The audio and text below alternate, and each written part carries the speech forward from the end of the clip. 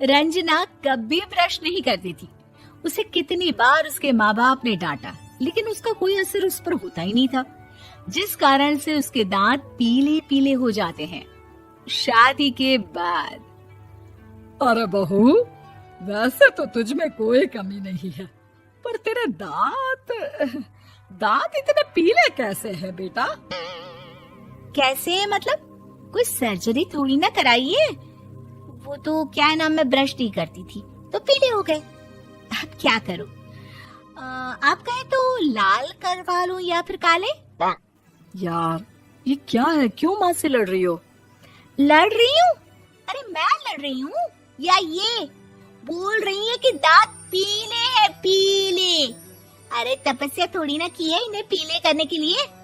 बकायदा ब्रश नहीं किया है 20 साल तक, तब जाकर। छी, कैसी बात कर रही हो? ये उस वक्त तो पीले नहीं थे जब हम लोग तुम्हें देखने आए थे। अरे तब साफ करवा लिया होगा डेंटिस्ट के पास जाकर। अब देखो कैसे पीले पीले लग रहे हैं। रंजना सास की तरफ गुस्से से देखती है। फिर शुरू हो गई पीले पीले पीले। अरे पीले तो तब भी थे जब मेरे हाथ का रसगुल्ला उड़ा उड़ा कर खा रही थी और बोल रही थी, लड़की नहीं गुणों का खजाना दे रहे भाई साहब आप।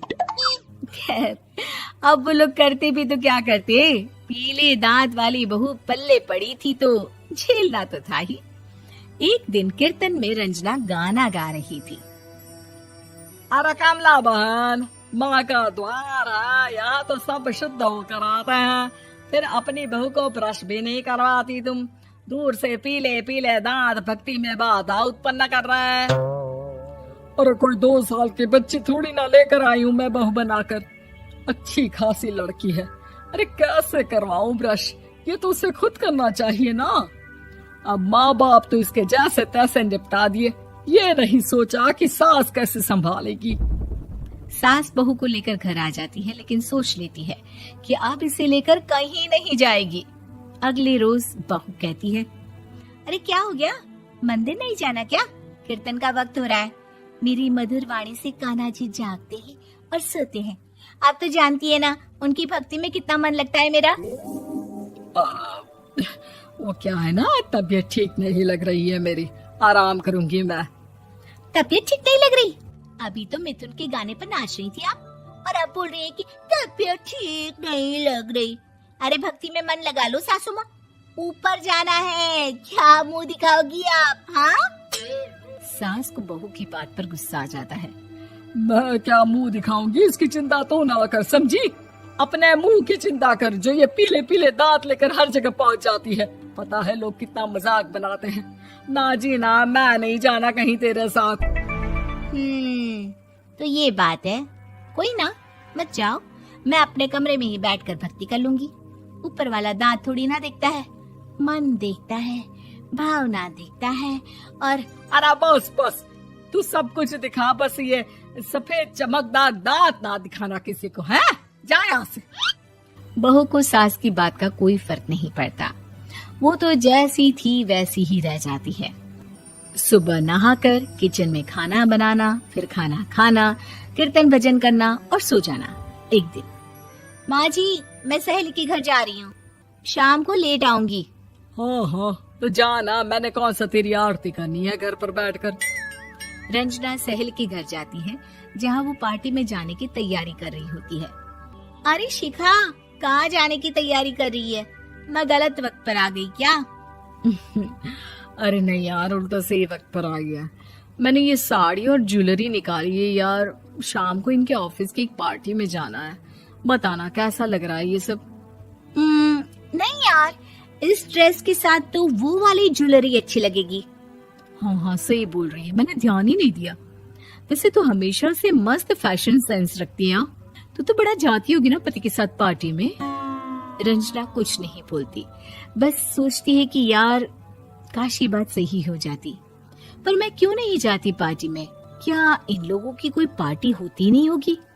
रंजना घर आती है और रात में पति से सवाल करती है, एक बात बताइए, आप मुझे किसी पार्टी में क्यों नहीं ले जाते?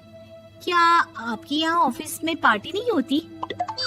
पति बेचारा क्या कहता कि दांत पीले हैं तुम्हारे इसलिए। अरे कोई पार्टी होती नहीं हम लोगों के ऑफिस में, तो कहाँ से लेकर जाऊं?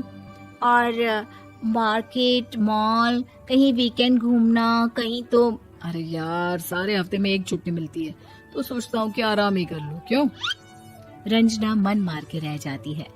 पहले कभी सास के साथ मंदिर जाया करती थी, लेकिन वो भी सास ने ले जाना बंद कर दिया। घर बैठी बैठी रंजना बोर हो जाती है। तभी उसे आइडिया आता है और वो मायके जाने का सोचती है। सासू माँ, 2 दिनों के लिए मम्मी के घर जा रही हूँ। अच्छा ठीक है, आराम से जा। और हाँ, माँ से कुछ अच्छी आदत सीख कर आना कि कैसे शरीर के हर भाग की तरह दांतों की सफाई भी जरूरी होती है, समझी? शुरू हो गई ना आप? वो लोग आपकी तरह नहीं है कि छोटी छोटी बात का बतंगड़ बना दे। उन लोगों के लिए मैं मायने रखती हूँ, ना कि मेरे पीले पीले दांत। रंजना माँ को बिना बताए उन लोगों को सरप्राइज देती है, लेकिन जैसे ही वो दरवाजे पर पहुंचती है, अंदर देखती है कि घर वाले कहीं जा रहे होते हैं। अब माँ, काश रंजना दीदी के दांतों वाली प्रॉब्लम नहीं होती, तो वो भी हम लोगों के साथ चलती ना बुआ जी की बेटी की शादी में। हाँ बेटा, लेकिन अब उसे कौन समझाए कि उसको उसके पीले दांत नहीं दिखते, लेकिन उसके आसपास के लोगों को कितना एम्बैरेसिंग फील कराते हैं।